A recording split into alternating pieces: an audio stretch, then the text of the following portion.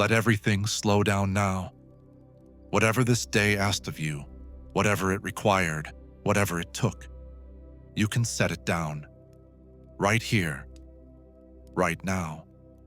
There is nothing more you need to carry tonight. Take a long, quiet breath in and let it go. Feel the weight of your shoulders releasing. Feel the space behind your eyes softening. Notice the way your body knows, even now, how to return to stillness, how naturally it remembers rest when you give it permission. You are safe. You are held. And tonight, there is nowhere you need to be except exactly here. Somewhere, far across time, a desert night is opening like a great dark flower above the ancient world. The stars are multiplying in the deep blue above the sand. A fire burns low outside a tent, and a man sits beside it, old enough to know that life brings sorrow, wise enough to know that it brings wonder too. And he is listening, not to the world around him, to something quieter, something beneath everything. Tonight we sit with him. Welcome to Bible Secrets, Hidden History. Tonight we step away from the mysteries of the past to find the timeless rest and peace hidden within the sacred word. This is a space of stillness, of ancient comfort, of the quiet voice that has always been speaking to every generation, in every darkness, in every night that felt too long. Let your eyes close now, if they haven't already. We are going somewhere beautiful. As you settle into the quiet of this night, if this space brings you peace, consider subscribing to Bible Secrets, Hidden History, and saving our sleep series to your playlist. Let your like be a silent prayer, one that helps carry this rest to other weary souls who need it tonight, just as you do. And now, let us begin. Chapter 1. The city that could not satisfy the world of Abraham. The man the ancient texts first called Abram was not a quiet world. Ur of the Chaldeans was a city of noise and fire, a city of thousands. Its temples rose in stepped pyramids toward a sky thick with smoke and incense, and its streets moved from morning to midnight with the ceaseless pulse of commerce, of worship, of human striving.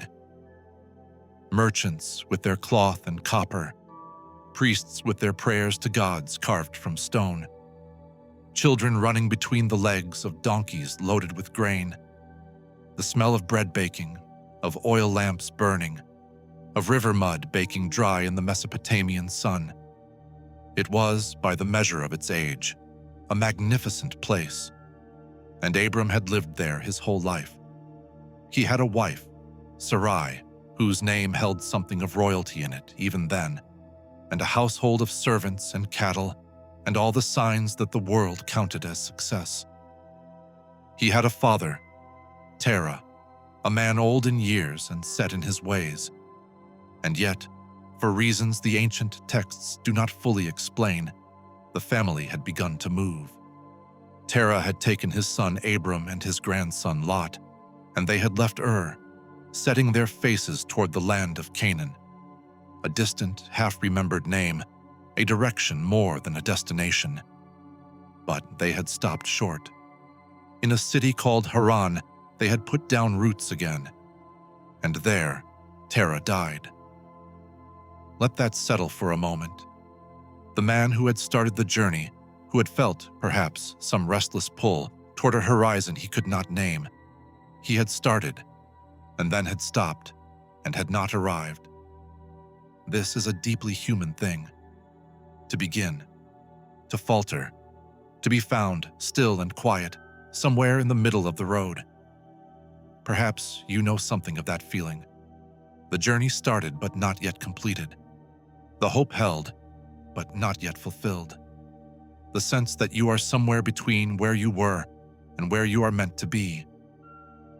Breathe. The story is not over. It never was. Because in that pause, in that city of Haran, in the silence that follows loss, in that exact place, the voice came. Breathe in slowly. Let the night hold you gently. You are safe inside this story. Chapter 2. The Whispering of the Nameless Voice. No text tells us what hour it was when God first spoke to Abram, but somehow, it always feels like night. There is a quality to the ancient divine encounters in the scriptures. They happen in the between spaces, in the wilderness, in the early hours before dawn, beside wells in the desert, alone on a mountainside. It is as though the sacred voice requires a certain quality of silence, the kind that only comes when the noise of the world has finally agreed to rest. And so, in the imagination of this night, let us place Abram outside his tent. The city of Haran is asleep behind him. Its torches have burned down to embers. Its animals are still. And Abram sits on the cool ground, because the desert, which burns mercilessly in the day, gives its coolness at night like a kind of apology.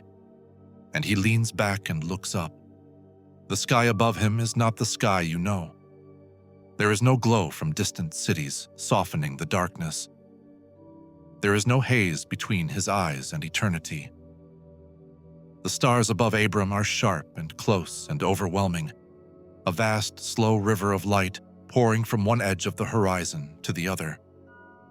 Thousands, tens of thousands. More light than darkness if you look long enough. And he looks long enough. He breathes. The air carries the faint bitterness of desert sage and the cool mineral smell of dry earth that has released the day's heat.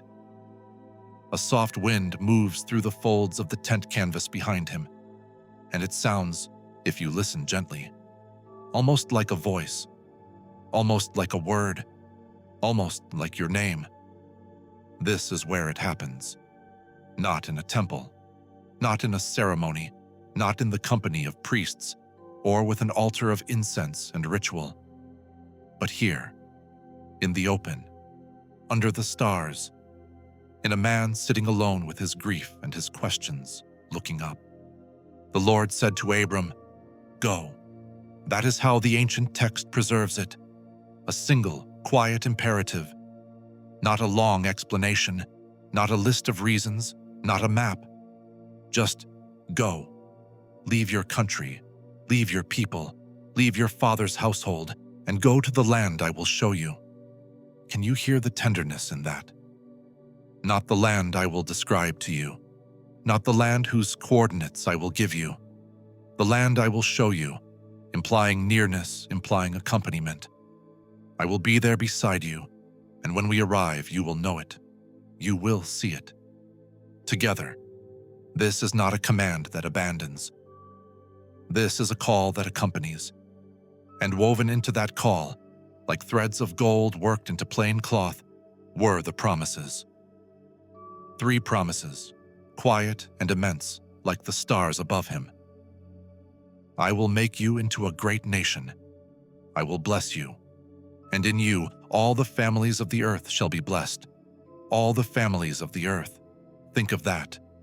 Not just a tribe, not just a people, not just a lineage of kings, but all the families. Every household that would ever huddle together against the dark. Every mother who would ever hold a frightened child. Every old man who would ever sit outside his tent and look up at the stars and wonder if anyone was watching. Every weary soul listening to a quiet voice in the night. All of them, included, blessed, held within a promise spoken in the silence of Haran, thousands of years before they were born. You are in this promise. You listening now, in the dark and the quiet of your own night. You are one of the families of the earth. And the blessing spoken over Abram under those ancient stars was spoken in some soft and sacred way for you. Rest in that for a moment. Let the thought move through you like warmth. You are not forgotten. You have never been forgotten. Chapter 3. The morning, he said yes. We do not have his internal monologue. The The scriptures do not give us Abram's doubt, his arguments with himself in the dark, the long night he may have spent wrestling with the call before accepting it. But we have the outcome, and it is stated with such simplicity that it takes your breath away. So Abram went. 3 words. A lifetime of trust compressed into 3 words. He was 75 years old. This is not a young man seizing an adventure. This is not someone with nothing to lose, fueled by the reckless energy of youth.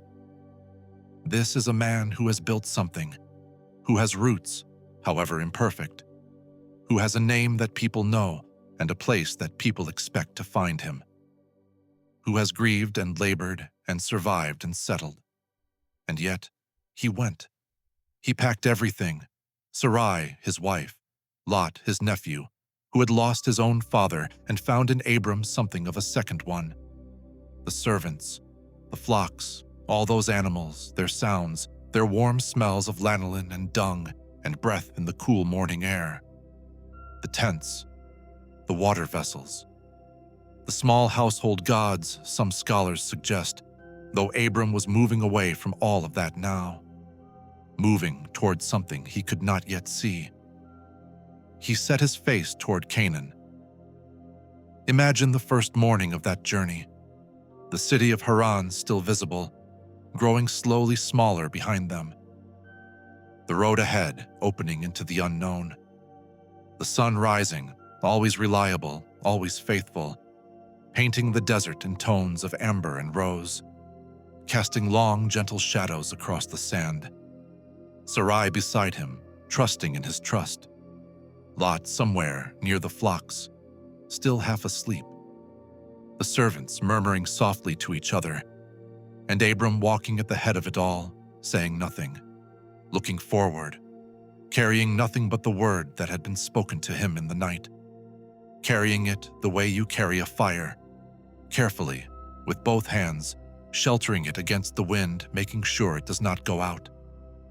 This is what faith looks like when it is not triumphant or theatrical, or it looks like a man putting one foot in front of the other on a road with no clear end. It looks like obedience without complete understanding. It looks like trust that does not require certainty before it begins to move. And the God who called him, the God who said, "Go," went with him. Every step, every camp, every night under every new arrangement of stars in a sky that grew subtly different as they traveled south and west toward the ancient land of promise. You too have been called into movements you did not fully understand, into changes that asked something of you before they showed you where they were leading. And you are here. You made it this far. And the voice that called Abram is the same voice that holds you tonight. Chapter 4. Arriving in the land of Canaan. The journey from Haran to Canaan was not short. Through Syria, through the hills and the valleys, through land where other nations had already put down roots. Abram and his household moved through it all like a river, finding its way to the sea. Always moving, the road carrying them forward. The stars at night always above them, always the same stars, always faithful. When they finally crossed into Canaan, they came to a place called Shechem, a valley between 2 mountains, cool and green by the standards of that dry land, where a great oak tree spread its ancient branches in the shade of a holy site. The Oak of Moreh, the texts call it. A place where people had come to listen, to receive, to wait in hope. And there, in the shade of that tree, in that valley between mountains, after all the miles and all the days and all the trusting, the voice came again. To your descendants I will give this land. The journey had not been for nothing. The call was not a mistake. The faith was not misplaced. The land was real, and Abram was standing in it, and the God who had spoken to him in the dark of Haran was here too. Faithful, present, unchanged. Abram built an altar, Not because he had to, not because a ritual demanded it, but because when you have been met, when you have been accompanied, when you have arrived at something true and good, there is an impulse in the human heart to mark the place, to say, here. Something happened here. I was found here. I was given something here that I did not deserve and could not have achieved alone. He built a small altar of stone in the shade of the oak, and he worshipped. And then, and this detail moves something in the depths of every reading, he moved on toward the hills east of Bethel, and he pitched his tent, and he built another altar, and he called on the name of the Lord. He kept going, he kept building, he kept calling, every new place, every new camp, every new night sky. He made a practice of returning to the source, of acknowledging again and again that the journey was not his alone, that the road was not empty. This is the great quiet lesson of Abram's story, carried in all its gentleness, like water in cupped hands. You do not have to arrive to find peace. Peace is available at every camp along the way.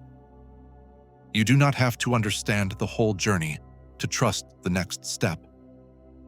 The voice that called you is the voice that walks with you. The God who started this with a word will stay with you through every mile of the road, every unknown night, every place where you pitch your tent between what you have left and what you have not yet seen. Let that truth rest in you now. You do not have to arrive. You are already held, right here, right now, in this very night. Chapter 5. The stars above the desert, and your name come back now, gently, to the image of Abram sitting outside his tent in the night. The journey is paused. The household sleeps. The fire has burned down to a steady, warm orange glow.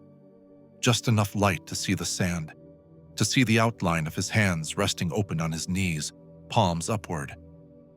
The way hands naturally fall when they are not holding anything, when they have let go. The desert at night is its own kind of cathedral. The silence here is not the silence of absence. It is the silence of presence, the fullness of quiet, the sense that something immense is listening and attending. The stars are still there, still thick and near and brilliant, and they do not flicker with anxiety. They have been burning for longer than any human fear, longer than any human grief, and they will burn past the end of all our troubles, calm and faithful, light traveling toward eyes that will not open for centuries. Abram looks up at them, and perhaps this is the imagination of the ancient sacred. He hears again, beneath the wind, beneath the breathing of the sleeping animals, beneath the low crackle of the cooling embers, the voice, not commanding now, not sending, just present, just here. I am with you. Nothing more is required tonight. No great act of faith, no new obedience, no moving of mountains, just this. A man under the stars and the one who made the stars, close and quiet and unhurried. And the man, this father of nations, this man who walked when he did not know the way, closes his eyes. He breathes in the cool mineral air of the desert night. He breathes out everything the day asked of him. He rests. And now, dear one, you can do the same. The night around you is holding you in the same darkness that held Abram. The same quiet is available to you. The same voice, patient, ancient, close, is present in this moment, in the very air you are breathing. You do not have to understand where you are going tonight. You only have to rest. Let your body become heavy and warm. Let the thoughts that are still circling grow quieter now. Quieter, like the last few calls of birds before night fully settles in. You are not alone in your uncertainty. You are not lost in your waiting. You are not forgotten in your in-between places. You are Abram under the stars, held within a promise larger than you can see, guided by a voice that will not leave you, accompanied on a road that leads somewhere beautiful. The Lord watches over you. The Lord is your shade. He will not let your foot be moved. He who keeps you will not slumber. Let those words become your breath now. Let them sink into the quiet places in you that still carry worry, that still carry strain, that still hold on to what the day required. You are allowed to let go now. You are allowed to be still. You are allowed to sleep. The stars are above you, countless and faithful. The desert is cool and quiet. The fire is low and warm. And somewhere in the sacred silence between one breath and the next, the same peace that settled over Abram in his tent is settling over you now, soft, unhurried, complete. Sleep now, rest now. You are safe. You are loved. You are held within a story that is still being written. And tonight, this chapter is simply called rest. Be still and know.